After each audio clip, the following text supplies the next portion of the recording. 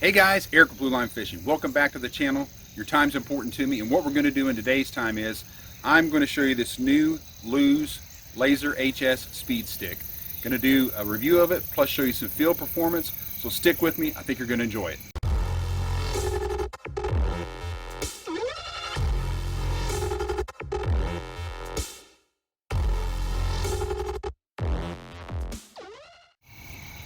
Alright guys, let's get into this rod and check it out. As far as the rod itself goes, I believe this rod is a Walmart exclusive. I haven't been able to find it anywhere else online, or I haven't been able to find it really at any other dealers. You guys can leave comments down in the comment section. Let me know if you found somewhere else they are selling it. But I think it might kind of be like the Lew's Hank Parker series speed stick that was sold for a while at least exclusively at Walmart. And this may be the same thing, because this rod looks really similar to the Xfinity rod, the Lew's Xfinity rod. I won't go into all that, but I did do a review on the Xfinity combo. If you want to see that, I'll leave a link down in the description section and you can check that out. And since we were kind of going budget with this rod, because this rod is $29.99, so 30 bucks, I thought, you know what, I'll give it a shot. And so since we were going budget on, I paired it up with the Abu Garcia Black Max. I've done a full review on the Black Max. If you want to check it out, I'll leave a link down in the description as well, and you can check out that review video, and it was after 3 years of use, so it's pretty thorough. Getting back to the stats and the specs on this rod, it is a 7-foot rod, medium heavy, fast action, and I found it to be pretty accurate as far as about 2/3 of the rod. It's got a lot of backbone to it, and then up towards the tip it does start to taper nicely and have some play in it that you'll want, so you're not just completely ripping the hook out of the fish's mouth on those hook sets. And I found that to be this to be a really good rod thus far for fishing one of my favorites, chatterbaits. This is a jackhammer chatterbait that's tied on here now, or a spinnerbait, those fast moving power baits. And in those performance videos I'll show you, I caught a couple really nice fish this past weekend, 2 different days. One that was around 7 pounds and one that was 6 1/4, pushing 6 1/2 pounds. So you guys can judge for yourself how you think this rod held up and did. But more on the rod, it is a 9-guide design, which is like the Xfinity rod and a lot of the other rods that Lew's puts out. They're aluminum guides with, they're stainless steel guides with stainless steel inserts. All right guys, now that we've covered what the guides are made out of, stainless steel guides with stainless steel inserts, I'm going to show you the guides a little bit more closely now. The bottom 2 guides on these 9 guides are double-footed, and the rest of the guides are single-foot guides. So what I mean by that is, like right here, it's tied. These are tied on with a thread and epoxy with 1 foot, and then these are tied on with 2. Try and give you guys a better look at it. It is a 9-guide blank, and what I like about it, more guides on a rod, I think more guides on a rod, the more the merrier. And here's the reason why. First off, it does several different things, but first off, when you're casting, this line has a tendency to want to, on any rod and reel really, to want to start looping as it comes off. The guides, the first guide calms that down, and the more guides you've got on there, it helps kind of dissipate some of the looping as that line comes off of this reel and onto the rod. Second thing it does is, the more guides you have on here, you have more contact with the line, and in my mind you have more sensitivity. So not only do you have a little more control with the looping, then you have the sensitivity as well.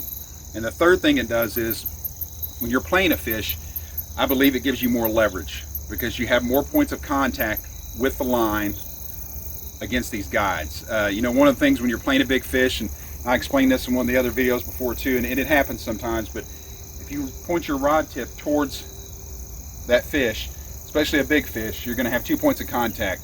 Basically the level line here, the line guide, and the lure that's in the fish's mouth. That's not a good thing. When you keep that rod bowed up and keep it up, you're going to let all these guides work for you. You're going to let the complete rod work for you.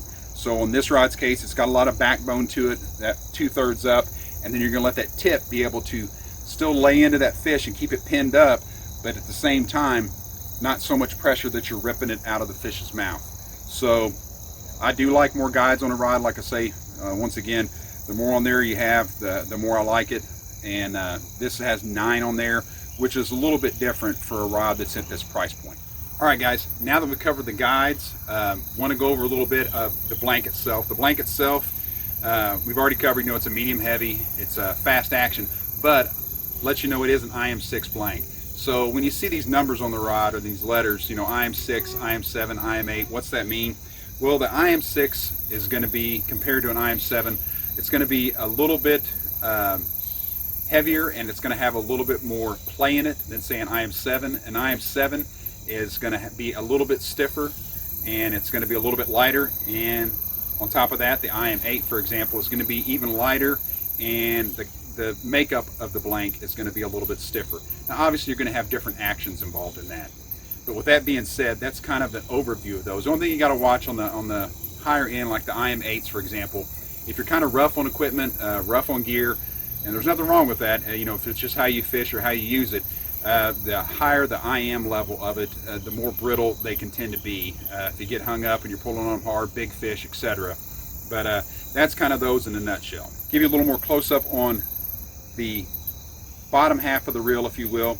It is a skeletal reel design, and what that means is the bottom half of the reel here, the entire blank is exposed. Most and a lot of other designs, you're going to have just a blank through design, where here I can lay 2 fingers fully on it, and I like that because it gives you a lot of sensitivity. And for me personally, I do a lot of underhand casting, a lot of roll casting, sidearm casting, more than I do overhand per se. So I feel like I have a little more control when I have my hand fully on that blank. That's personal preference, but that skeletal reel seat on this I really like. I'll give you a close-up on it here, and a little snippet of film here, and let you guys check it out and see what you think. All right, guys, so this is the difference in the skeletal reel seat that is on the Lew's, and this rod here is actually a Ducat Terex, and you can see that it has the blank through handle design. Really like both of them, just the difference being, on the traditional blank through handle design, I can get under there and I can still lay almost 2 fingers on it as I'm using the rod and reel. But here I can easily lay, as you can see, 2 fingers across it right there, and a little bit more sensitivity as I'm using the rod and reel. So this rod has the split grip design. In other words, it's top grip where you're palming it, and a little bit of counterbalance at the bottom, and the blank is exposed. The difference being, that full handle. Some guys like that if they do a lot of 2-hand casting, overhand casting, things like that. It just boils down to personal preference, really. A split handle design like this does take a little weight off of it, but in overall performance, once again, that grip and the handle style that you have is just going to be personal preference. But this is a split handle design on here. Also, the reel seat itself, just messing around with it, it's nice and tight, doesn't come loose. I had I mentioned this in another video, but I had a Falcon rod that was supposed to be all that in a bag of chips, and it was a great rod, except for the reel seat kept backing out on me, and it drove me crazy trying to keep it tightened down and use different methods to do that. But this reel seat thus far has been great. It stayed cranked down on this reel that I have on here, no problems or issues. Alright guys, now we're going to get into the performance section of the video. I'm going to show you guys just a couple quick clips of some fish I caught about a week and a half ago on this rod. Nice big fish, nice big bass, and I'm going to let you guys judge for yourself how you think this rod handled those fish. And once again, what I had it spooled up with, or still do, is 12-pound P-line copolymer, and you'll see in the videos that I horse these fish pretty good, but I was confident in the strength of the line I was using, the knot I tied, and after I'd used it several times and had it out, the strength of the rod and the rod being able to perform and do what I wanted it to do when I needed it to do it. So check them out and see what you think.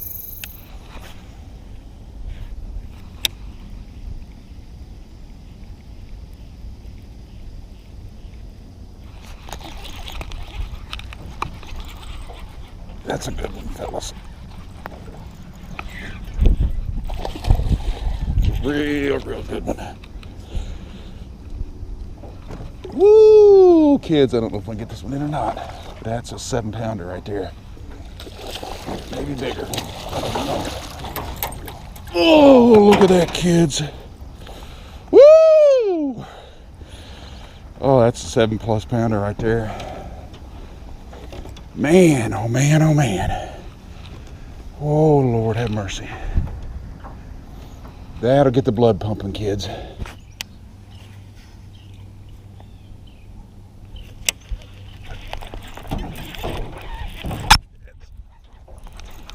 for real one.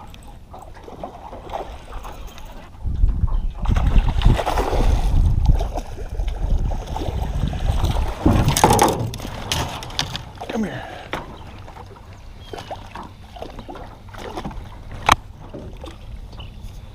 Oh, that's a for real one. Woo! Man, I got the motor going back. Trying not to get over that spot. Yada, yada, yada. Man, that is a toad. An absolute stud. Good night. He wasn't going to come unbuttoned. All right, guys. Here we go. Whoa, look at that big old bucket mouth. Watch her go. Beautiful, beautiful, beautiful. All right, guys, so that's a look at the new Lew's Laser HS Speed Stick. For this price point, basically about 30 bucks, I don't think you can go wrong, especially if you're looking for a budget rod and going to pair it up with a budget reel, or just several rods that you can acquire on a budget and be able to kind of stock up your arsenal. This is a 7-foot medium heavy. They also make a 6'10" and a 6'6". I know the 6'10" they make in a medium as well, so it'd be like a good crankbaiting rod. Like I say, I found this to be a fantastic rod for chatterbaits, spinner baits, those power baits like that. I think it would also be a great frog rod, even a medium level pitching and flipping or even punching rod, depending on how much weight you're going to throw in them. It says it can handle up to an ounce of lure weight on there, and I believe that because it was handling, this is a 1/2 ounce chatterbait, and I was throwing some stuff too that was 3/4 that had no problem with it at all. So I hope you guys enjoyed today's video, got a little something out of it. If you did, please consider subscribing to the channel. I'd really appreciate it. I appreciate your time once again, and remember, until the next video, get out there and fish.